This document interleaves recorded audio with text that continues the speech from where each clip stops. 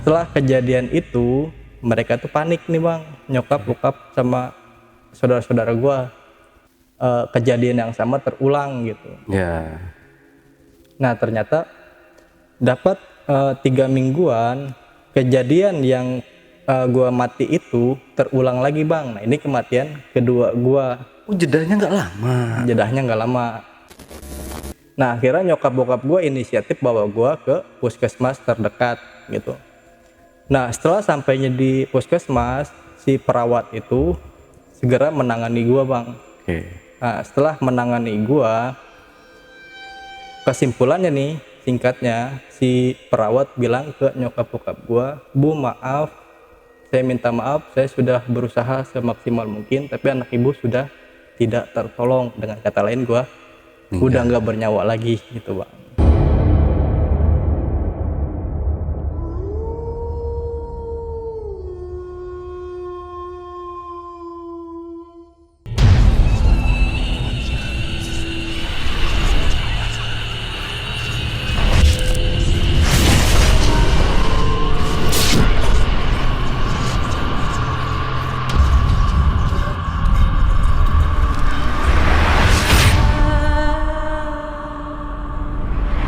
Assalamualaikum warahmatullahi wabarakatuh.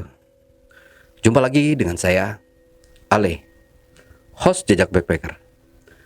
Dalam obrolan misteri Jejak Backpacker kali ini, saya kehadiran seorang narasumber yang pernah mengalami kejadian mistis beberapa tahun silam. Tapi sebelum narasumber bercerita lebih lanjut lagi, jangan lupa untuk selalu support channel Jejak Backpacker, subscribe, like, komen, dan share sebanyak-banyaknya video-video YouTube Jejak Backpacker. Dan tak lupa juga saya ucapkan terima kasih buat teman-teman penonton Jejak Backpacker dimanapun berada yang sampai hari ini sudah mensupport channel YouTube Jejak Backpacker. Dan buat kalian yang punya pengalaman menarik yang mau ceritanya diangkat di channel YouTube Jejak Backpacker, kirim cerita menarik kalian melalui nomor WhatsApp yang kami cantumkan di bawah ini. Assalamualaikum Bang Riki. Waalaikumsalam, Bang. Iya Bang Riki, terima kasih sudah hadir atau sudah datang di studio Jejak Backpacker. Tadi perjalanannya aman Bang ya? Aman. Tapi tadi ada kendala juga sedikit. Oh bocor tadi itu ya? Nggak, hampir jatuh itu loh. Oh hampir jatuh. Nah alhamdulillah sampai dengan selamat lah ke sini Bang ya. Iya. Ya jangan juga yang kejadian yang aneh-aneh juga sih Bang ya. Jadi Bang Riki ini dia dari Tangerang ya. Dari Tangerang ke Bekasi, lumayan jauh sih. Berapa jam tadi Bang perjalanannya? Tadi 2 jam karena macet kan ya. Oh, oke. Nah di sini jadi Bang Riki ini akan menceritakan pengalaman mistisnya yang apa nih Bang? Jadi gue punya pengalaman waktu kecil itu bang, mengalami kematian sebanyak 3 kali di waktu kecil. Oh Itu. mati suri. Iya. Oke, simpan dulu ceritanya Bang, nanti kita lanjut lagi. Tapi sebelum Riki bercerita lebih lanjut lagi, saksikan setelah OMG yang satu ini.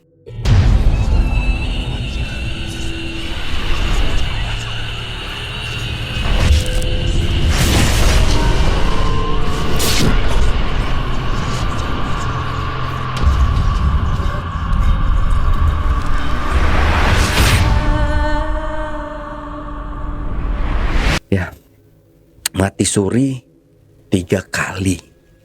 Iya. Ya unik juga ya ini ya, pemberian, maksudnya kuasa dari yang maha kuasa itu tadi ya, dari Allah Subhanahu Wa Taala, bisa hidup lagi sampai sekarang, menjalani aktivitas sehari-hari layaknya orang normal ya. Padahal sebelumnya sudah mati 3 kali. Wow, 3 kali. Oke, langsung aja kali Bang ya, biar nggak penasaran lagi nih penonton.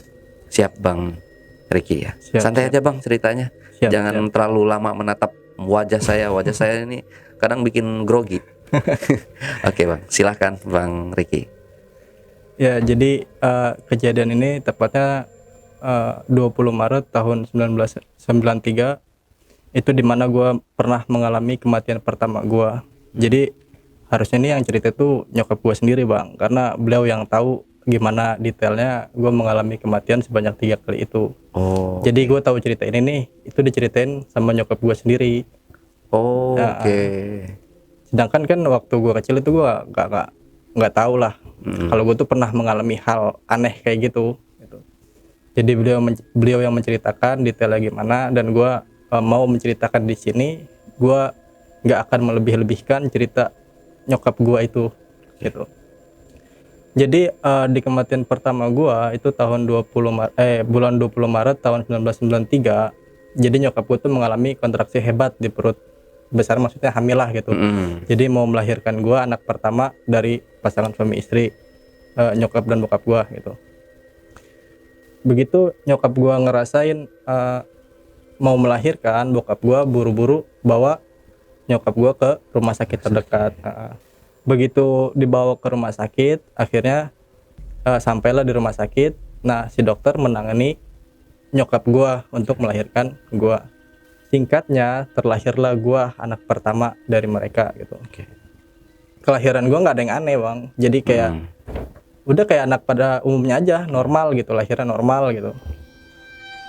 Nah, setelah beberapa 2-3 hari di rumah sakit, akhirnya dokter mempersilahkan buat nyokap bokap gua pulang ke rumah.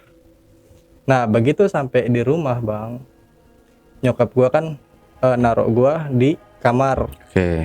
Begitu di kamar kan emang ada saudara-saudara gua yang udah nunggu gua gitu, jenguk lah, besuk ngeliat gitu ya. besuk. Itu kan nyokap gua melakukan aktivitas kayak masak, nyapu, ngepel segala macam gitu. Nah, setelah selesai melakukan aktivitas itu, nyokap gua istilahnya kangen lah ke gua, pengen ngeliat gua gitu, Bang.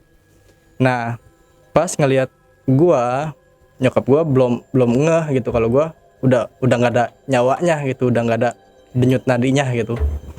Jadi nyokap gua ngiranya gua masih normal aja gitu, namanya anak kecil kan baru lahir, belum banyak gerak, dan mata kedip pun emang belum bisa kedip kan waktu itu.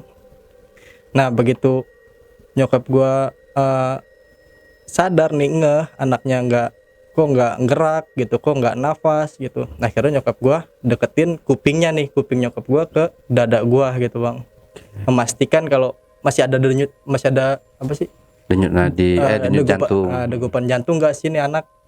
Nah, akhirnya di situ tuh nyokap gua panik, Bang. Jadi nyokap gua ngeh kalau gua udah nggak bernyawa, udah pokoknya udah kayak udah mayat lah gitu. Langsung histeris ya, Pak. Langsung histeris nyokap gua gitu. Dan akhirnya nyokap gua kan teriak-teriak nih. Akhirnya tetangga sekitar tahu lah kalau gua udah nggak bernyawa. Bahkan warga sekitar tuh udah ada yang mesen lubang kubur, Bang, buat gua. Udah ada yang bikin bambu kuning, bambu buat bendera kuning gitu. Itu udah bikin gituan. Tapi nyokap gua di satu sisi aneh ya, naluri ibu mungkin masih belum percaya kalau gue meninggal gitu, Bang. Nah, begitu lubang kubur dipesen, terus ada satu saudara gue yang nyamperin kakek gue nih ke kebun. Kan kakek gue ini berkebun, cuman kebunnya kebun garapan gitu, Bang. Nah, saudara gue nyamperin kakek gue, ngabarin keadaan gue. Kata saudara gue tuh gue udah nggak bernyawa gitu. Akhirnya buru-buru lah kakek gue datang ke rumah nyokap bokap gue. Begitu sampainya di rumah, Bang, nah kata kakek gue, udah diem, tenang, nggak usah panik. Nah, begitu bilang itu, terus kakek gue jampe-jampe ke kuping gue nih, Bang. Jampe-jampe apa nyokap gue juga nggak tahu, nggak ngerti lah, jampe-jampe gitu. Nah, setelah jampe-jampe kayak gitu, kakek gue bilang ke nyokap gua, udah nggak usah panik, bentar lagi juga nih si jabang bayi hidup lagi, gerak lagi gitu. Gitu, Bang. Terus yang ngedenger tetangga gua, saudara gua nggak percaya dong, orang udah nggak ada nyawanya, udah nggak ada napasnya. Nah, itu kan gua udah nggak ada nyawa, udah nggak ada napas, berlangsung selama 4 jam, Bang. Gitu. Tapi kakek gua udah nggak usah panik, ntar juga balik lagi, bernapas lagi, udah tenang aja. Akhirnya nyokap gue bingung nih, mau percaya ke warga masuk akal karena emang gue udah nggak bernyawa, mau ke kakek gue juga nggak ada salahnya kan, karena emang nggak ada yang nggak mungkin lah gitu. Nah, akhirnya setelah beberapa menit nyokap gua jalan-jalan gak jelas lah gitu. Akhirnya tiba-tiba sontak gua nangis gitu bang. Tiba-tiba gua hidup lagi gitu. Nah setelah gua hidup lagi tuh bang, orang-orang tuh yang tahu, yang menyaksikan itu juga sama kaget. Kok bisa gitu, orang udah nggak bernyawa, udah nggak ada denyut nadinya, jantungnya juga degupan jantung juga udah nggak ada. Nah pokoknya nggak masuk akal lah gitu. Tapi memang dibilang nggak masuk akal, memang mereka melihat di depan kepala sendiri. Tapi mau nggak percaya ya gimana gitu bang. Nah akhirnya setelah itu udah tuh mereka mau nanya ke kakek gue kan, karena mereka sungkan gitu buat tanya ke kakek gue. Tapi kakek gue tuh kayak seakan-akan mendengar pertanyaan mereka gitu. Jadi dijelasin sama kakek gue, nih cucu saya dibawa sama golongan bangsa jin katanya gitu bang. Terus kenapa kok mau dibawa gitu?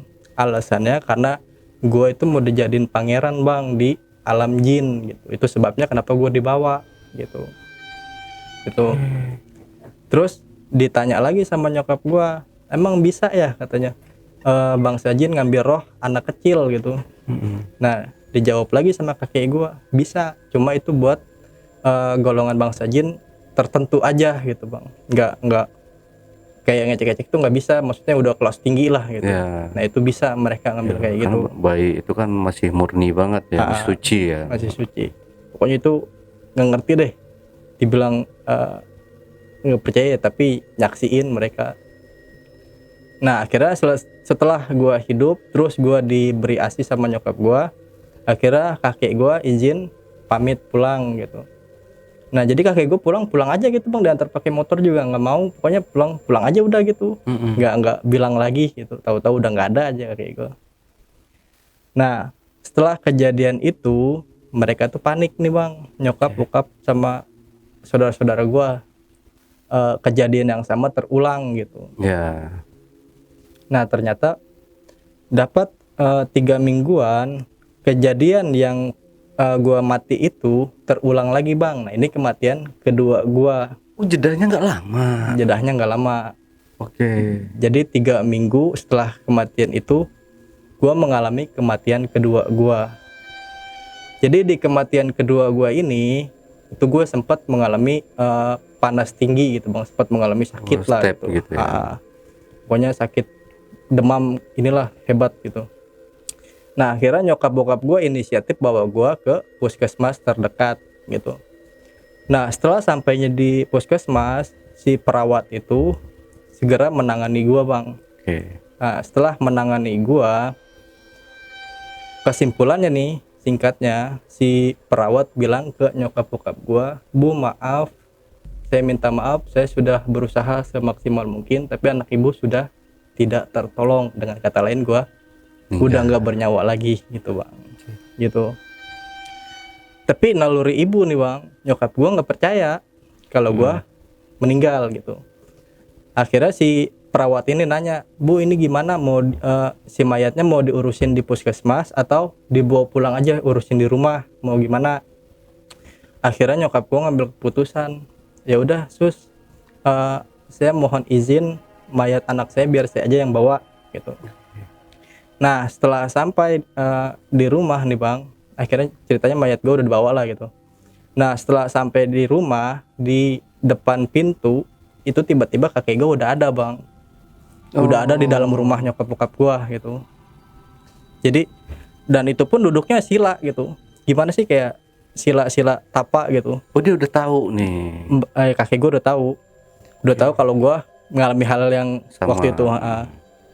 Nah begitu, jadi pas sampai di depan pintu, kakek gue tuh sambil merem sambil bilang, udah gak usah berisik, langsung baringin aja si jabang bayi, kata kakek gue gitu. Baringin aja, kata kakek gue. Akhirnya nyokap gue nggak banyak tanya, langsung dibaringin. Begitu dibaringin bang, udah tuh proses itu berlangsung selama setengah jam. Jadi kakek gue tuh bersila di depan mayat gue gitu bang, gini aja. Nah akhirnya setelah setengah jam itu ada reaksi dari kakek gue bang. Reaksinya gimana? Kakek gue tuh sambil bersila tiba-tiba darah keluar dari hidungnya bang. Oh. Jadi darah keluar dari hidungnya. Udah tuh. Tapi kan bokap gue pengen Noel tuh ya. Maksudnya kenapa gitu? Tapi kakek gue cuma ngacungin jari aja. Udah. Jadi intinya Nggak usah. maksudnya udah nggak usah ikut campur, diem aja dulu Iya. gitu. Maksud dari kakek gue.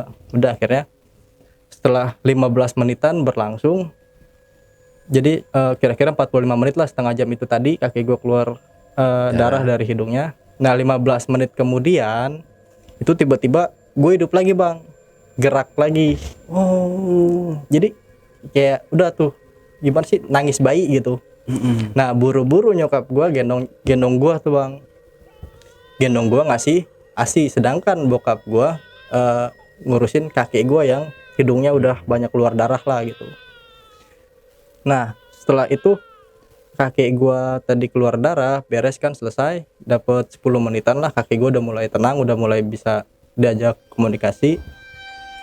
Tapi tetep bang, nyokap bokap gua nggak berani nanya kalau misalkan si kakek gua ini nggak cerita duluan, karena memang apa sih, sungkan lah gitu. Nah akhirnya kakek gua cerita, ya ini kejadian kematian di waktu pertama si anak ini nih. Jadi si bangsa jin ini kekeh pengen gue jadi pangeran di alam jin gitu, di bangsa jin itu. Gitu. Terus kenapa sampai ngeluarin darah, Mbah? Jadi kalau nyokap gue tuh ngebahasain ke kakek gue manggilnya Mbah. Terus kenapa Mbah sampai ngeluarin darah?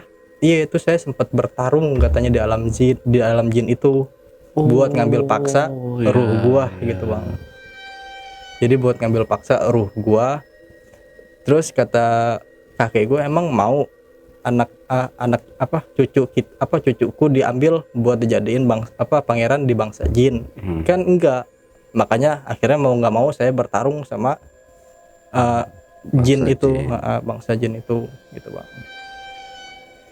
Nah akhirnya setelah beres, setelah gue hidup, gue normal lagi gitu bang. Cuman gue tuh bedanya, kalau gue tuh pernah mengalami cacat fisik bang di waktu kecil.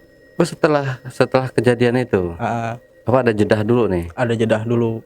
Oke. Jadi gue tuh cacat fisiknya gini bang, gue tuh kaki gue betis nggak ada daging betis gitu bang, jadi tulang aja gitu.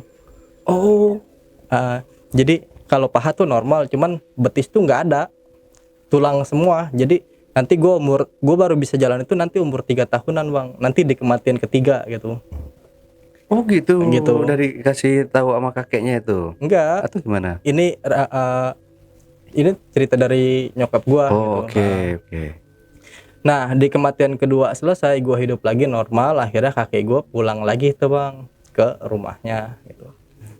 Nah di kematian ketiga ini lumayan lama jedahnya. Itu di saat gue umur 3 tahun. Oh Gitu bang. iya. Nah umur 3 tahun kan balita pada umumnya umur 3 tahun udah bisa jalan, udah bisa ngomong ya kan. Benar. Sedangkan gue belum bisa jalan sama sekali bang. Jadi umur 3 tahun tuh buat duduk pun gue harus diganjel bantal gitu bang. Kenapa? Karena memang kaki gue tuh betisnya nggak ada gitu. Kayak kaki sapi, kaki kambing gitu kali ya. Iya mungkin seperti itu. Kayak tulang semua kan. Tulang jadi, semua, nggak ada betisnya gitu. Nah di kematian ketiga ini nih bang. Nah kematian ketiga ini waktu itu kata nyokap gue waktunya ba'da maghrib. Nah maghrib itu kan nyokap gue kan, kalau bokap gue kerja kan ya. Nah di waktu maghrib ini nyokap gue sholat maghrib. Nah selesai sholat maghrib, nyokap gue niatnya mau gendong gue tuh bang. Mau biasalah mau main sama anaknya gitu. Nah pas gitu nyokap gue ternyata gue mengalami hal yang sama lagi, yaitu meninggal lagi bang. Nah kalau ini lumayan lama, sampai 12 jam itu. Ini kalau kematian kedua itu cuma sesaat, maksudnya paling 1 atau 2 jam lah.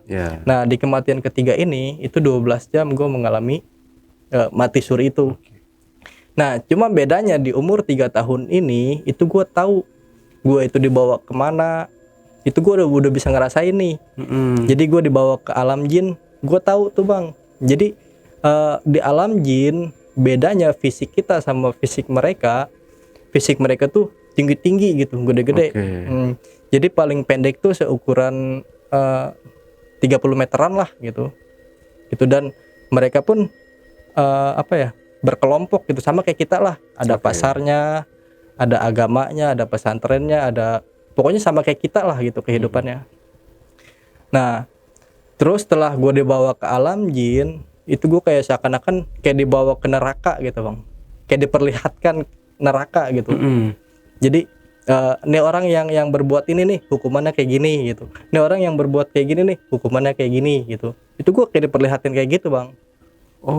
Itu gue masih ingat, sampai sekarang masih ingat, karena meskipun umur 3 tahun gue masih inget gitu bang. Udah inget, udah bisa nginget lah gitu. Jadi kalau menurut gue itu gue dibawa ke situ paling bentaran setengah jam, tapi menurut mereka itu udah hampir setengah hari bang. Dan lagi-lagi yang nolongin gue bisa hidup lagi, balik lagi ke alam dunia itu kakek gue lagi gitu. Untungnya masih ada ya beliau ya.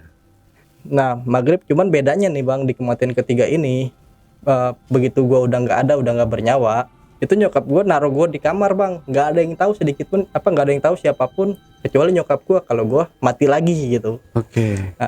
Akhirnya nyokap gue inisiatif datang ke kebunnya kakek gue, nyariin kakek gue mau menceritakan kalau gue ngalamin hal yang sama itu. Nah nyari di kebun nggak ada kakek gue. Ketika perjalanan ke kebun, nah nyokap gua ketemu sama sosok kayak aki-aki gitu, kayak kakek-kakek gitu, kayak mirip Semar gitu bang. Tahu-tahu perwujudan Semar kan? Nah, kayak gitu. Terus nah pas di tengah-tengah perjalanan itu kata si sosok ini nih, udah pulang aja, kasih susu, kasih ASI cucu saya, kata si Semar ini nih. Tapi kan dia jadi dalam pikiran nyokap gua, tapi kan dia udah, anak saya kan udah lagi nggak bernyawa nih, kok bisa tiba-tiba nyuruh kayak gini. Udah nggak usah banyak tanya. Jadi kayak seakan-akan tahu nih perkataan hati nyokap gua. Udah nggak usah banyak tanya, langsung pulang aja, kasih minum kasih ASI cucu saya. Akhirnya nyokap gua pulang lagi bang ke rumah. Nah begitu sampainya di rumah itu, tahu-tahu nyokap gue ngelihat kalau gue udah digendong sama bokap gue, udah sehat lagi bang. Bahkan gue bisa ngobrol, bisa ngomong gitu, bisa apa sih, anak usia 3 tahun udah normal lah gitu. Itu terus cacat fisik gue tuh hilang bang. Jadi betis gue tuh udah normal lagi, udah ada lagi gitu. Yang tadinya nggak ada sama sekali, sekarang udah normal gitu waktu itu. Jadi tahu-tahu begitu pulang nyokap gua ke rumah, udah digendong nih sama bokap gua. Tapi bokap gua nggak tahu kalau gua udah meninggal. Bokap gua nggak tahu, taunya gua kayak biasa aja. Sedangkan di pikiran bokap gua nyokap gua itu keluar kemana gitu. Padahal mah ya itu tadi gitu. Nah setelah itu akhirnya nyokap gua menceritakan kejadian itu ke bokap gua, dan tanpa banyak bertanya lagi, bokap gua 100% percaya sama cerita nyokap gua gitu. Setelah itu akhirnya nyokap gua buru-buru ngasih ASI ke gua gitu, dan itu ASI terakhir gua bang. Setelah itu udah gua nggak minum ASI lagi gitu. Dan aneh gitu, maksudnya kayak tahu nih ASI memang udah ada apanya gitu, kayak udah diamanatin nih, kayak istilahnya tuh kayak dikasih ilmu lah gitu. Karena nanti setelah kematian ketiga ini banyak hal-hal yang gak masuk akal bang yang gue alamin. Kayak nanti gue bisa narik susu, narik santet, terus kayak gue bisa memprediksi masa depan orang. Bahkan gue waktu itu bang, waktu gue kecil itu gue bisa melihat umur seseorang gitu bang. Misalkan contoh nih bang Ale, misalkan seminggu lagi mau meninggal, itu gue tahu bang. Itu tapi itu dulu ya. Kalau sekarang mah enggak, gue udah normal gitu, maksudnya udah biasa aja lah gitu. Itu dulu ya. Jadi banyak hal-hal setelah kematian ketiga ini tuh hal-hal yang enggak masuk akal. Nah di umur 3 tahun setelah kematian itu bang, itu pertama kali gue ngelihat makhluk yang gak enak lah, yang gak enak dilihat lah. Nah kejadiannya waktu itu nyokap bokap gue main ke rumah saudara mereka gitu, gue diajak main, terus gue main sama anak-anak yang seumuran gue bang. Nah gue main sama anak-anak yang seumuran gue, teman-teman tuh main asik, cuman kalau gue tuh ada satu pandangan di mana gue ngelihat sosok anak kecil cuma mukanya tua berjenggot gitu bang. Jadi anak kecil nih cuman mukanya tua tapi berjenggot gitu, kebayang gak sih? Iya. Jadi anak kecil muka anak kecil cuman mukanya tua berjenggot gitu, tahu kan, bisa bayangin kan ya? Iya. Jadi Nah, kayak film bayi ajaib gitu ya. nah ya kayak gitu. Gue pikir mungkin itu teman gue aja nih, gue samperin bang, gue pikir itu teman gue aja, gue samperin mau kemana kan. Nah begitu gue samperin ternyata dia tembus tembok gitu bang. Jadi begitu gue main lihatnya, jadi waktu itu tuh dia tuh masih belum ngeliat gue langsung bang. Masih belum ngeliat gue langsung, masih membelakangi gue lah gitu. Jadi kalau dari belakang perawakannya memang kayak anak kecil gitu, gue nggak ngeh lah. Nah pas dia mau tembus tembok itu dia sempat ngadep ke gue gitu bang. Nah pas ngadep ke gue ternyata ya itu tadi gue bilang mukanya tua berjenggot gitu, terus sambil mundur dia tembus tembok gitu. Nah pas di situ tuh bang gue nangis sakit gitu, sempat ngalamin sakit karena ngelihat itu tadi gitu. Nah setelah kejadian itu tuh banyak hal-hal yang gue lihat lah gitu. Terus setelah kejadian tadi gue udah nangisnya udah reda kan tuh, udah reda. Terus gue main ke teras nih sama teman gue tuh, sama teman-teman sebaya gue lah umur 3 tahunan. Itu ngelihat anak muda bang, pakaiannya baju SMA gitu. Jadi jalannya kayak zombie, tahu zombie? Jalannya kayak zombie, iya. Cuma apa sih? Ada tusukan kayak dari kepala sebelah sini nih sampai sini tembus gitu bang. Nah tembus tuh dari kepala sini Kayak nih besi gitu ya. gitu. Dan lu tahu reaksi gue bang di umur 3 tahun itu apa? Gue kabur langsung ke nyokap gue, nyelamatin diri lah istilahnya. Intinya gue takut lah gitu. Sedangkan orang situ nggak di situ nggak ada yang ngelihat kecuali gue gitu. Nah pas kejadian itu tuh, jadi bokap gue tuh nggak mau bang, maksudnya bokap gue mah realistis lah, nggak mau apaan sih hal-hal kayak gituan gitu. Setelah gue nangis mulu karena ngeliat hal-hal kayak gituan bang, akhirnya bokap gue inisiatif nih nyari paranormal yang bisa nutup penglihatan gue nih. Jadi bokap gue pengennya gue normal-normal aja gitu bang, nggak mau apaan sih kayak gitu. Itu kalau bokap gue. Akhirnya nyari-nyari dapat berapa minggu nyari dapat paranormal ada di suatu tempat gitu, didatengin lah sama bokap gue bang. Nah begitu didatengin sama bokap gue waktu itu asar lah. Nah asar ini bokap gue bokap gue nyokap gue datang ke rumah paranormal ini, cuma paranormalnya lagi nggak ada di rumah. Akhirnya nanya ke warga sekitar, Pak mau ke Mr. X ya, kata warga sekitar gitu. Iya bener Pak, orangnya ada di dalam Bu. Oh kalau jam segini nggak ada, paling nanti adanya maghrib gitu. Oh kalau mau nanti balik laginya maghrib aja. Akhirnya pulanglah gitu, balik laginya pas maghrib. Gue nyokap gue bokap gue tuh balik lagi ke rumah paranormal ini maghrib, ketemulah si paranormal ini gitu bang. Terus begitu datang cerita nih bokap gue, Ki saya mau anak saya biasa-biasa aja, normal-normal aja, nggak usah ngelihat kayak gitu-gituan, bisa nggak sih Ki gitu. Nah terus yang gue lihat nih ke paranormal ini bang, itu tuh mukanya ada dua gitu, tau nggak? Jadi depannya tuh yang lagi ngobrol sama bokap gue tuh mukanya muka genderuwo, cuman muka asli si paranormalnya itu di belakang gitu bang. Itu yang gue lihat waktu kecil gitu. serem banget ya. Itu yang gue lihat waktu kecil gitu. Gue masih ingat banget tuh. Jadi yang ngobrol sama bokap gue tuh genderuwonya bang, bukan si paranormal, sedangkan muka asli si paranormalnya ini di belakang gitu.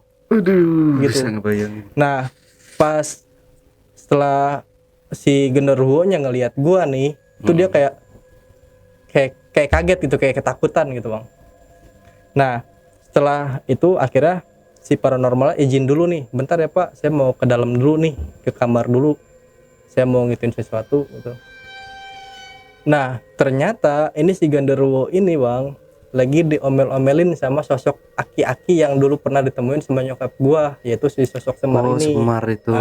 Oke. Gitu. Udah kamu nggak usah macam-macam, nggak usah ganggu cucu saya, nggak usah sok tahu urusan cucu saya gitu. Mau kamu saya masukin kemana gitu, kata si sosok ini gitu bang. Akhirnya setelah sampai situ bang, jadi keluar lagi nih si paranormalnya nih, ketemu nyokap bokap gua. Nah pas keluar itu si paranormalnya malah sungkem ke gua bang, cium tangan gitu. Gue bingung dong, orang gua waktu itu nggak ngerti maksudnya apa gitu. Jadi kata si paranormalnya ini, saya minta maaf mbah, saya nggak tahu, saya nggak mau ikut campur lagi deh katanya. Jadi kayak ketakutan gitu, gimana sih, kayak iya pokoknya kayak minta maaf gitu. Nah akhirnya si paranormalnya ini minta maaf juga ke ke bokap gua, maaf pak kalau urusan ini saya nyerah, kalau si anak ini saya nyerah, tapi kalau yang lain bisa, kata si paranormal. Jadi dia baru kali ini bang, paranormal ini nemuin pasien yang Kayak gitu. yang bukannya malah dia ngobatin, malah kayak gimana sih, malah dia yang dinasehatin gitu. Jadi emang si sosok Semar ini tuh banyak banget bang ngasih pengalaman kayak ngasih wejangan gitu. Kayak misalkan definisi khodam itu apa, definisi bangsa jin itu apa. Jadi menurut, kalau kata si sosok ini nih bang, bangsa jin itu sama kayak kita, mereka juga beragama, mereka juga ada yang membangkang, ada yang taat, pokoknya gitulah. Pokoknya kalau orang yang ngaku punya khodam tuh, kata si sosok Semar ini, itu tuh sama dengan tertipu dengan jin gitu. Itu kata si sosok Semar ini gitu. Terus contoh lainnya kayak misalkan kita kesurupan nih, terus yang kesurupan ini minta kopi gitu bang. Terus kita turutin, kita kasih kopi, berarti kita kalah gitu. Gitu. Jadi misalkan gini bang, lu dites nih bang nih sama si jin ini nih, kalau lu ngasih kopi berarti iman lu payah, iman lu lemah gitu. Istilahnya gitu. Kalau kata si sosok Semar ini. Terus gimana dong kalau misalkan ada kesurupan? Udah biarin aja gitu. Nanti juga keluar sendiri kok. Terus kalau nggak keluar gimana? Keluar, karena mereka juga katanya di bangsa jin memang ada penjaranya gitu bang. Kalau jin yang melanggar apa sih, undang-undang jin lah gitu, itu ada penjaranya bang. Jadi nggak mungkin selamanya dia tuh kesurupan gitu. Ada batasnya gitu. Justru sebaliknya, kalau lu kasih kopi, oh berarti udah iman lu segitu doang gitu bang. Jadi iman lu cuma sebatas ditakut-takutin segitu doang udah gitu. Itu menurut wejangan yang diceritakan nyokap gue lewat itu tadi, sosok Semar tadi gitu. Mulai dari kejadian itu umur 3 tahun, umur 4 tahun, umur 5 tahun, nah itu gue banyak melihat alam-alam kayak gitu lah bang. Maksudnya sosok-sosok yang gak masuk di akal lah, yang susah digambarkan gitu.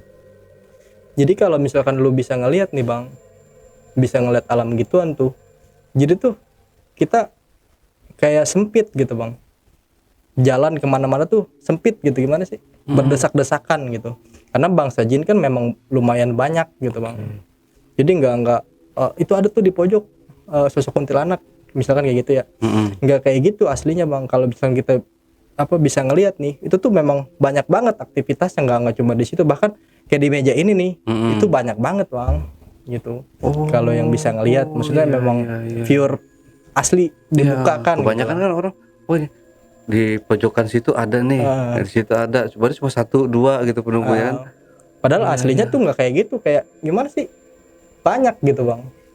karena memang bangsa jin kan jumlahnya lebih banyak dari mereka dari kita nih Iya. gitu. Makanya kayak apa sih, kayak lu ke Tanah Abang jempet-jempetan gitu, gimana sih bang? Iya, iya. Nah kayak gitu, Rame gitu ya. aslinya kayak gitu, banyak lah itu. Cuman memang semakin lu bisa ngelihat tuh nanti tuh energinya makin berkurang bang. Maksudnya gini, kalau lu udah bisa ngontrol nih mana aja yang pengen lu lihat tuh bisa gitu. Misalkan udah nih sosok yang lumayan kuat aja energinya, oh berarti yang lemah jadi nggak kelihatan gitu. Nah itu kenapa masih banyak bisa kita jedah gitu, maksudnya nggak berdesak-desakan banget gitu. Kenapa? Karena kita bisa mengontrol tadi ya. bangsa jin, mana yang bisa kita lihat, mana yang enggak gitu bang. Terus gue setelah di umur berapa ya, di umur 7-8 tahunan lah, nah itu banyak banget bang tamu yang datang ke rumah gue gitu. Oh, jadi ada kelebihan lagi setelah Nah, kejadian-kejadian itu iya, ya. Kayak bisa. ada. Oke, lanjut Bang. Itu mah memang udah istilahnya apa ya, bakat lah gitu mungkin. Yang sendiri yang gue sendiri pun gue sebenarnya nggak mau kayak gitu, gue pengen normal gitu. Ya, bakat alami ya ini ya termasuk ya. Gue kalau gue pribadi ya gue pengennya main gitu, udah main aja gitu, nggak usah apaan sih ngurusin urusan orang tua, urusan dewasa gitu. Waktu itu gue nggak pengen gitu kayak gitu. Tapi berhubung karena memang gak ada yang bisa kan, maksudnya ya mau gimana lagi gitu, mungkin itu udah resiko gue kali, udah takdir gue buat kayak gitu. Nah umur 7 tahun atau 8 tahunan lah, nah ada tamu yang datang ke rumah gue bang. Gitu kan, si tamu ini datang ngadu, sebelum dia bicara nih keluhannya apa, udah langsung gue cut gitu bang, udah diem. Saya udah tahu kok masalahnya apa. Ternyata bang, ada kayak santet gitu, bukan santet apa ya namanya, kayak ada guna-guna ada paku gitu di dalam badannya gitu. Nah akhirnya udah bang, nggak usah banyak omong, sekarang diem aja, duduk diem, istighfar aja banyakin, gue bilang gitu. Nah itu nyokap bokap gue nyaksiin bang, jadi paku tuh keluar langsung dari sini gitu. Itu gue nggak ngerti, jadi yang tahu banget tuh nyokap bokap gue lah ya, saksi matanya gitu. Jadi tuh kayak paku terus jarum itu keluar bang, asli langsung keluar gitu. Jadi gue emang pure kosong gitu, maksudnya tangan gue kosong gitu. Tiba-tiba gue ngeluarin paku kayak gitu. Gue sendiri pun nggak ngerti kok gue bisa kayak gini gitu bang. Gue sendiri nggak ngerti. Jadi kalau lu tanya kok lu bisa sih kayak gitu, ya gue nggak tahu gitu. Karena memang udah bawaan, udah. Ya bukan kayak yang zaman-zaman sekarang ini ya pakai trik gitu kan, banyak ya kayak gitu. Setelah kejadian itu tuh bukannya makin gue pikir sih udahlah, mungkin setelah gue nanganin kasus ini nih udah nggak ada lagi. Ternyata malah makin rame bang gitu, malah makin banyak yang datang ke gue gitu buat minta obatin gini. Nah cuman kebanyakan bang dari pasien yang pernah gue tanganin itu kebanyakan sakitnya sakit pikiran. Maksudnya gini, sebenarnya lu tuh nggak ada gangguan dari jin, nggak ada gangguan dari gaib, tapi pikiran lu sendiri yang mengarah ke situ gitu. Jadi kayak seakan-akan tuh ya yang sakit tuh pikiran lu, bukan dari alam jin itu, bukan. Jadi katakanlah si jin ini kena fitnah gitu, padahal mah yang sakit ya pikiran lu gitu. Jadi ya itu tadi gue nanganinnya itu pakai doktrin lagi lah gitu bang. Udah itu mah nggak usah, pokoknya sebisa kita lah gitu, gimana sih, kayak psikolog gitu. Dan lu bayangin bang, umur 7 tahun 8 tahun tuh gue ngerti nih emosi orang dewasa kayak gimana gitu. Gue nanganin pasien ini harus kayak gimana, itu tuh kayak diarahkan gitu. Nih lu jangan ngomong kayak gini nih, lu harusnya ngomong kayak gini biar enak, itu gimana gitu. Itu kayak gue kayak didampingin gitu bang. Kayak bisa sendiri aja gitu, kayak bakat aja gitu. Nah udah tuh makin banyak,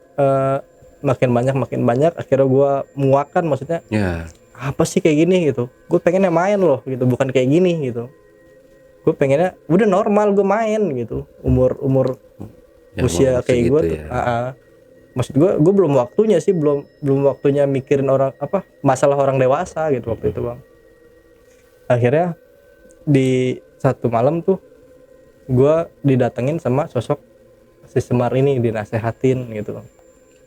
Maksudnya kata si sosok ini, nggak boleh gitu, apa, kita hidup ini biar bermanfaat buat orang lain. Jadi selagi masih bisa bermanfaat buat orang lain, hayu jangan ngeluh gitu. Pokoknya banyak lah ujangan-ujangan dari si sosok ini gitu. Akhirnya di situ gue tersadar bang. Akhirnya ya udah deh hayu gitu. Mungkin itu emang udah jalan hidup gue gitu, udah takdir gue gitu. Setelah kejadian itu tuh, setelah gue dikasih wejangan sama si sosok Semar ini, udah ayo siapa lagi nih yang sakit gitu. Makin kesini alhamdulillah makin berkurang gitu yang datang nih gitu. Terus di umur 9 tahunan lah bang, 9 tahunan itu gue pernah nebak nomor. Lu tau gak sih judi yang masang nomor 4 angka itu? Togel. Nah umur 9 tahun ini tuh gue nebak angka cuman secara tidak langsung. Maksudnya gini, gue tidur nih bang, tapi ngigo nyebutin 4 angka gitu. Oke. Langsung dipasangin. Enggak. Jadi bokap gue tuh denger kalau gue nyebutin 4 angka. Denger tuh, bokap gue mah biasa aja kan. Emang bener bokap gue juga hobi gitu masang-masang gituan. Cuman kata bokap gue, itu mah paling ngigo biasa gitu. Besokannya ternyata apa yang diomongin angka-angka itu, apa yang gue omongin soal angka-angka itu keluar semua bang gitu. Tembuslah 4 angka gitu. Terus gue mimpi lagi nih, bukan mimpi, ngigo gitu. Ngigo lagi nih, gue nyebutin 4 angka lagi nih. Bokap gue masih belum percaya, itu mungkin masih ngigo biasa lah gitu kan. Nggak dipasangin lagi sama bokap gue. Besokannya tembus lagi gitu bang. Nah pas ketiga kalinya gue ngigo nyebutin 4 angka gitu bang, sama bokap gue dipasangin. Pas dipasangin ternyata malah nggak tembus bang. Nggak keluar sama sekali angkanya gitu. Iya. Kata bokap gue, coba kalau tembus mungkin gue udah jadi orang kaya kali. Kata bokap gue gitu. Jadi kalau memang secara nggak sengaja tuh apa yang gue ucapin terjadi gitu bang. Kayak misalkan tebak-tebakan gitu, kalau nggak sengaja tuh maksudnya orang nggak nganggap gue serius nih, ternyata memang serius gitu. Begitupun sebaliknya gitu bang. Terus banyak lagi hal-hal yang kayak misalkan umur waktu itu kan gue ngaji tuh bang ya, umur 10 tahunan gue ngaji tuh. Nah jadi tempat ngaji gue itu lumayan jauh bang, dan jalanannya pun masih serem gitu, maksudnya masih sepi, gelap lah gitu. Waktu itu selesai ngaji jam 8-an kan, waktu dulu mah jam 8-an itu udah orang anak usia segitu tuh udah takut lah gitu kalau dulu ya. Nah begitu pulang ngaji bang, gua jalan nih, ada anak muda biasa gitu, kebetulan waktu itu gue sendiri, jadi gua jalan terus ada anak muda biasa gitu berdiri, pakaiannya pun rapih lah gitu. Cuman pas gua nengok kepalanya jatuh bang, gelinding gitu. Terus gua mau kaget juga, emang udah biasa kan. Udah gue jalan aja biasa gitu, tapi sambil liatin kepalanya, tapi dia senyum gitu bang, kepalanya senyum. Jadi dia udah tahu gitu, oh ternyata ini anak bisa gitu, kata si ininya gitu. Jadi ya biasa rapih gitu. Cuman pas gue nengok kepalanya jatuh gitu, gelinding. Jadi kalau istilah setan mah dia mau nakut-nakutin gue gitu. Iya, tapi gue dia salah orang, salah sasaran ya. Tapi gue biasa aja gitu bang. Nah pas udah gitu tuh udah mungkin kalau anak lain mah lari kan. Iya benar. Kalau gue mah dia senyum ya gue senyum lagi gitu. Nah dari situ banyak banget hal-hal yang kayak gitu-gituan gue lihat. Terus kayak tuyul gitu bang. Nah tuyul pun gue pernah ngelihat waktu itu di warung makan bang. Jadi ada warung makan, gua nggak sebutin ya karena aib juga kan. Waktu itu gue diajak temen gue makan. Jadi temen gue ini ulang tahun nih bang. Gue diajak sama temen gue, sama nyokapnya gitu. Ayo ikut makan di warung makan ini, sekalian temenin si Jenal ulang tahun gitu. Yaudah akhirnya gue ikut kan. Nah pas gue ikut tuh ada sosok tuyul bang. Jadi tuyul itu tuh kakinya kebalik tuh nggak? Kan kalau kita mah di depan ya. Kalau dia mah kakinya tapaknya ke belakang gitu bang. Oh kayak orang bunian gitu ya. Terus ininya pun kebalik lah gitu. Terus kupingnya kayak kuping goblin gitu. kayak gitu. Cuman jorok gitu, kayak ingusnya di mana-mana, terus pokoknya jorok lah gitu. Nah, si sosok tuyul ini yaitu adanya di mana, di menu makanan, ya jatuhin liur-liurnya lah gitu. Kayak gitu. Nah, setelah gua ngeliat langsung bang, otomatis gua langsung geli dong, maksudnya boro-boro gua makan lah gitu. Akhirnya pas makanannya datang ke gua, ya udah gua alasan, saya tadi ntar aja deh makannya, saya makan di luar aja gitu. Pokoknya gua alasan lah sebisa mungkin gua nggak makan gitu. Terus gua setelah itu, yakin gak makan, kata nyokapnya temen gue tuh, yakin gak makan? Iya bu, cuma nanti aja makannya. Ya udah kalau gitu jajan aja nih, kalau nggak main apa kayak gitu. Yaudah akhirnya gue keluar tuh, terus gue ceritain ke temen gue tuh. Temen gue mah ya bodo amat lah, gue gak ngeliat ini gitu. Terus temen gue, jadi ya itu mah terserah lu, mau makan ya silahkan, nggak dimakan juga mau dimakan silahkan, nggak juga nggak masalah. Jadi kalau prinsip temen gue mah, selama gue nggak ngeliat bodo amat gue makan gitu. Sama kayak saya dia. Iya. Misalkan itu pun terserah, yang penting kita udah ngasih tahu gitu. Oh, berarti yang rumah makan atau yang jualan ini pakai penglaris gitu. Biasanya cirinya gitu bang, kalau misalkan lu bawa pulang tuh nggak enak gitu.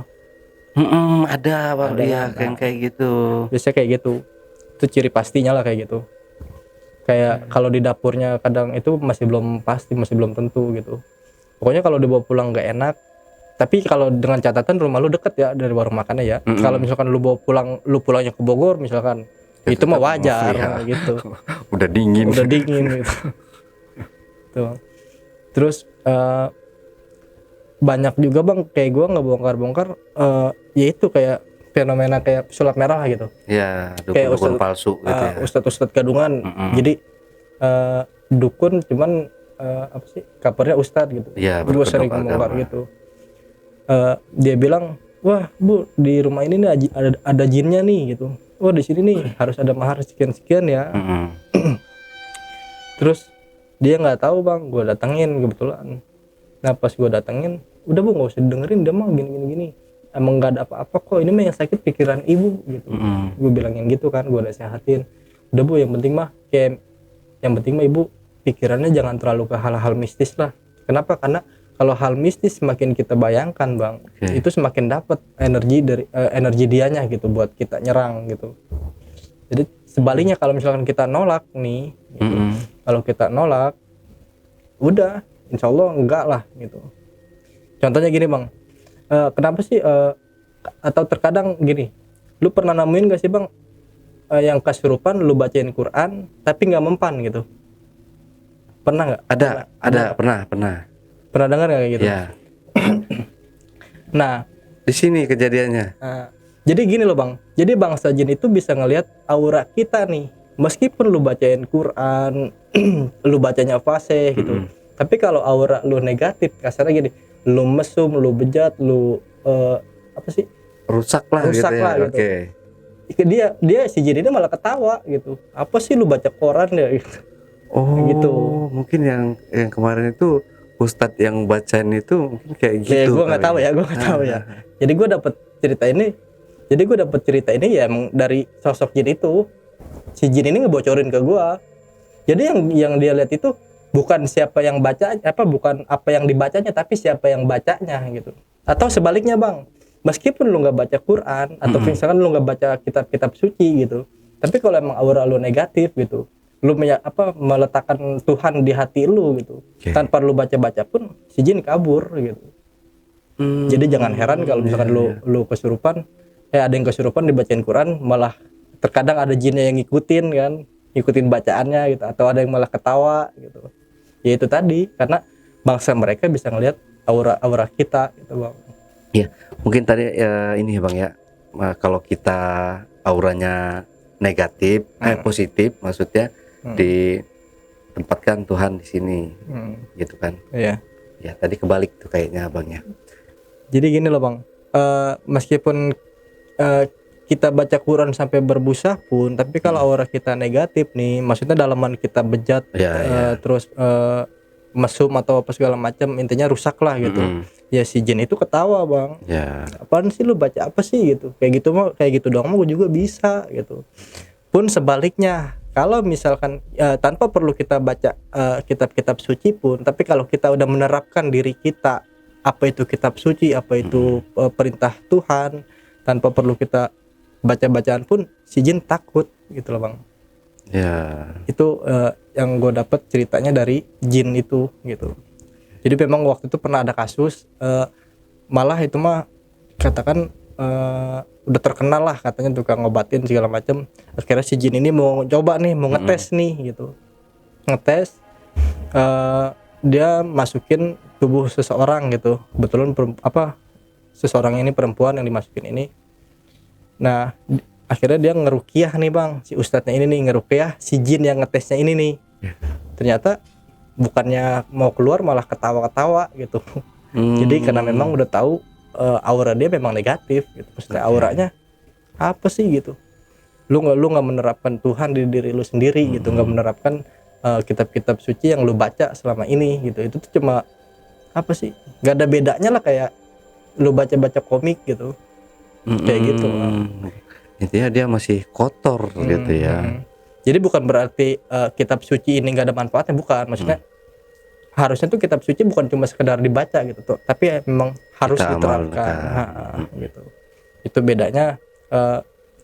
bedanya jin yang taat, manusia yang taat, dan yang sebaliknya gitu. Pembedanya gitu bang.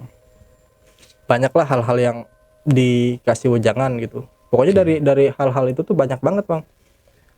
Kayak misalkan gini, jadi bangsa jin ini nggak akan mau gitu nyakitin kita kalau misalkan kitanya bener gitu. Dalam artian gini, lu berani kemana aja silahkan, tapi tetap harus sopan. Jadi artinya gini, kebanyakan nih kayak sekarang nih anak muda sekarang itu berani tapi nggak sopan gitu bang. Itu yang bangsa jin nggak mau gitu. Lu berani boleh bagus, malah bagus gitu. Cuman tetap harus attitude-nya dijaga, adabnya dijaga gitu. Berani bukan berarti nggak sopan gitu loh. Gitu bang. Jadi banyak pelajaran yang bisa gue ambil. Jadi gue tuh lebih ke apa ya, wejangan-wejangannya lah gitu. Gue lebih ke situ. Gitu. Nah terus umur 11-12 tahunan itu gue lagi demen-demennya banget bang masuk ke dunia gituan. Kayak misalkan gue narik benda, terus kayak narik paksa batu gitu, ngerasain tempat tinggal jin lah intinya gitu. Itu tuh dulu gue demen banget gitu, masih demen banget kayak gituan.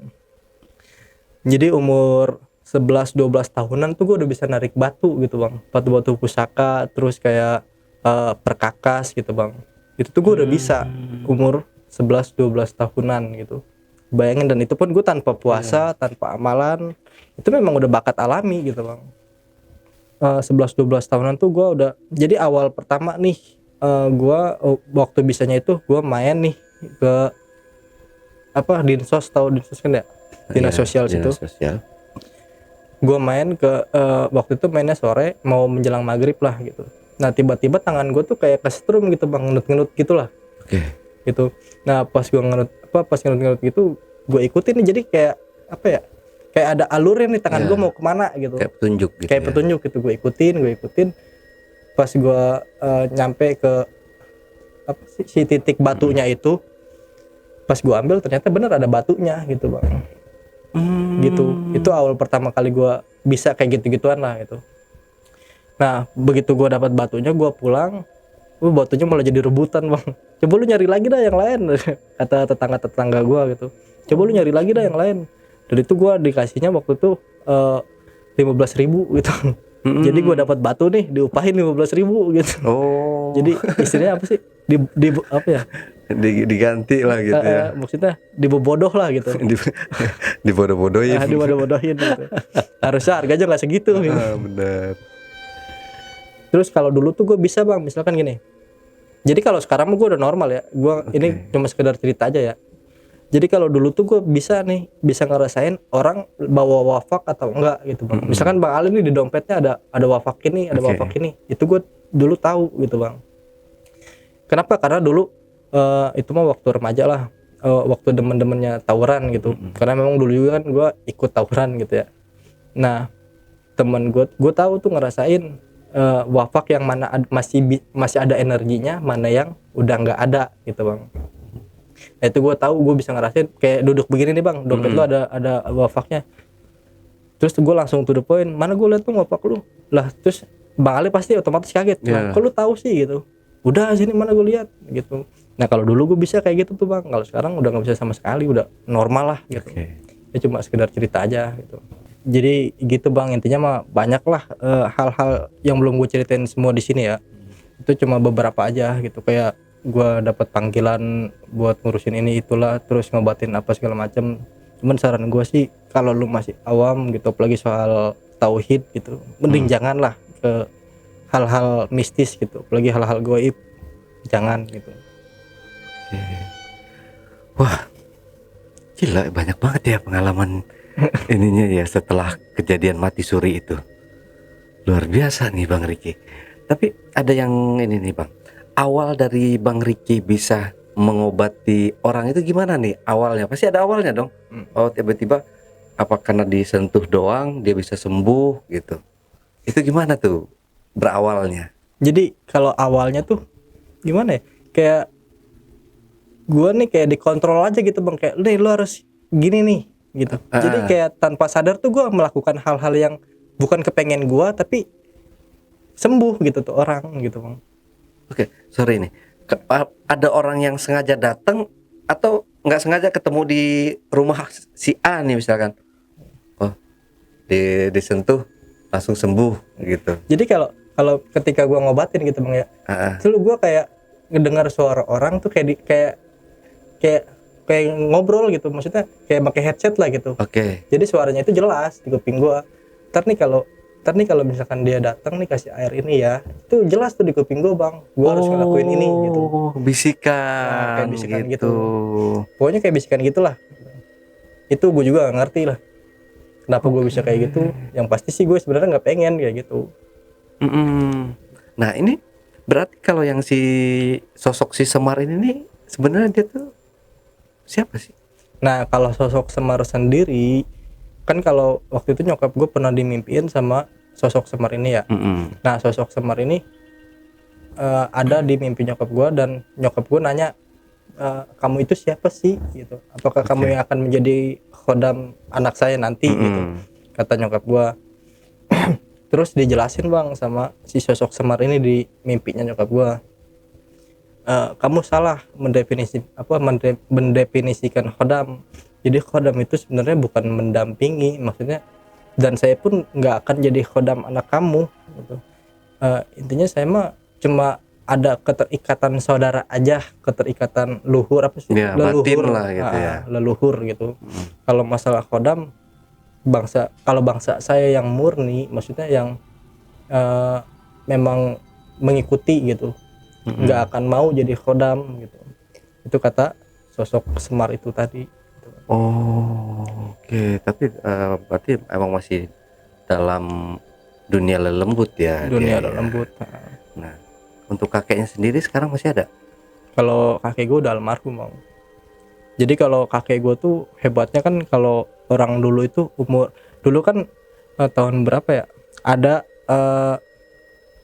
perpindahan makam. Jadi pemerintah nih pengen mindahin makam ini nih, terus akhirnya minta warga buat menggali lubang kan, mindahin mayatnya gitu. Nah kakek gue itu umur 75 tahunan lah bang, itu kuat gali lubang sendiri 3 lubang gitu sendiri. Itu kalau orang dulu ya mungkin masih kuat gitu. Jadi umur 75 tahun gali lubang sendiri, dan itu pun lubangnya 3 gitu bang. Itu tiap harinya tuh gitu. Nah sorry, ini kayaknya agak kelewatan ya. Tadi kita sebelum cerita sebelum ambil take ini kan katanya ada tanda ya, tanda yang ninggalin sampisan di kaki gitu ya. Nah, nanti kita liatin ya apa namanya, kita shoot gitu ya. Itu tandanya itu di kematian ketiga bang. Di kematian ketiga. Jadi umur 3 tahun tanda itu udah pas, pokoknya pas betis gue udah ada lah. Nah itu tandanya udah ada. Kan umur dari gue lahir sampai umur 3 tahun tuh gue nggak ada betisnya tuh, tulang aja gitu. Oh. Nah pas kematian ketiga ini betis gue alhamdulillah udah normal lagi, plus ada tandanya juga gitu bang. Oh, Gua, kayak gimana tuh tandanya? jadi kalau tandanya itu khusus di betis bang ya, dan itu cuma ada di betis kanan gitu. Nah itu tandanya ya kecil gitu bang, cuman berbentuk kayak wayang, kayak keris lah gitu. Oh. Jadi kayak keris terus ada apa kerisnya gitu, sarung terus kerisnya gitu, tinggal cabut gitu. Nanti ada di betis gua gitu kalau lo mau ngeliat. Nah, Wah, gila ya. Berarti kayak kalau yang tahun 2005 tuh siapa? Ponari ya? penari ya. Nih, iya, Batu. tapi dia dari batu Dari gitu batu. kan, keajaib apa namanya kesaktiannya gitu. Berarti ini emang alami ya, dari lahir ya. Dari lahir gitu. Pokoknya pas tanda itu tuh gue kuat bang, jalan kemana-mana aja. Jadi pas umur 3 tahun tuh udah gue bisa jalan, langsung bisa jalan gitu, nggak ada pasnya duduk, langsung berdiri gitu. Oh, itu karena ya ada tanda- efeknya juga ada ya, efeknya bisa itu. cepet jalan gitu tadi, terus bisa ngomong juga. Bahkan dokter pun nggak ngerti gitu, dijelasin pun apa, penjelasan dokter pun nggak bisa gitu bang. Karena umur 3 tahun kan gue cacat fisik tuh, nggak ada betisnya ya, terus tiba-tiba gue ada betisnya gitu. Nah di umur pas gue kematian ketiga itu udah gue langsung bisa berdiri aja, bahkan langsung bisa lari gitu bang. Gitu, bisa ngomong, bisa lari di situ bang. Berarti nih sayang banget kalau sekarang itu udah nggak bisa lagi bang ya. Ini hilang sengaja ditutup atau gimana bang? Karena emang gue sebenarnya kan tadi loh bang, dari cerita gue kan emang gue dari awal tuh nolak gitu. Nolak buat bisa kayak gituan lah gitu. Apa sih gue pengen ini.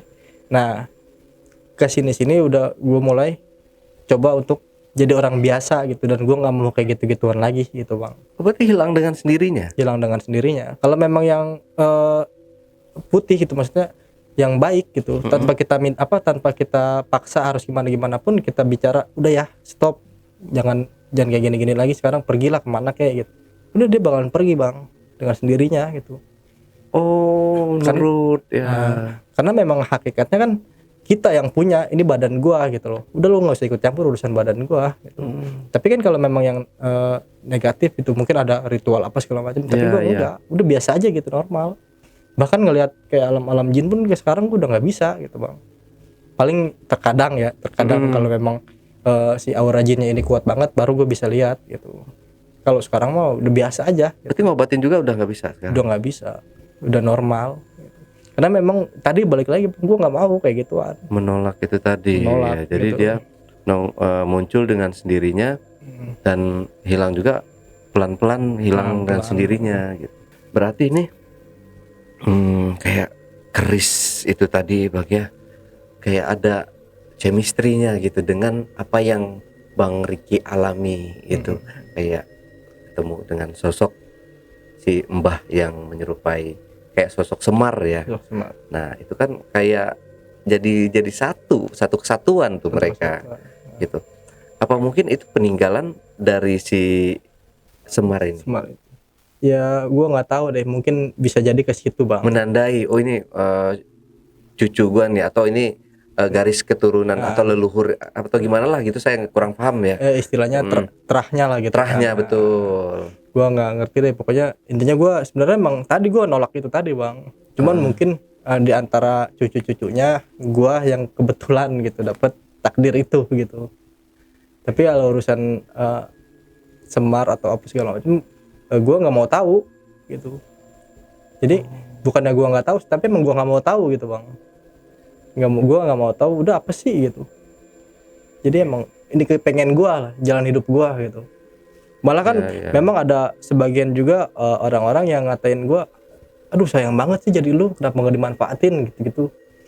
Karena mereka nggak tahu ya kalau jadi dia tuh apa ya, PR banget gitu, kesana sini nggak bisa, nggak tenang bang. Bener, nggak tenang.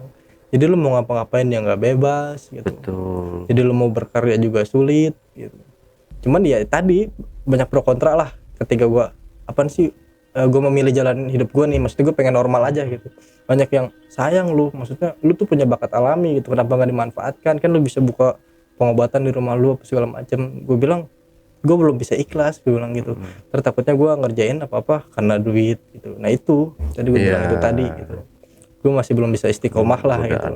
Terus takutnya ketika orang butuh nih datang ke gue, tapi guanya lagi nggak ada gitu, kasihan dong. Nah itu emang itu kenapa gue lebih milih udahlah gitu daripada orang nanti mengharapkan kebisaan gue gitu di situ. Malah kalau misalkan orang yang terkadang ada juga bang orang yang salah kaprah gini, maksudnya salah kaprah tuh misalkan lu punya kelebihan gitu, terus dia pengen ngebuang gitu bang, tapi ngebuangnya tuh ke hal-hal yang malah negatif.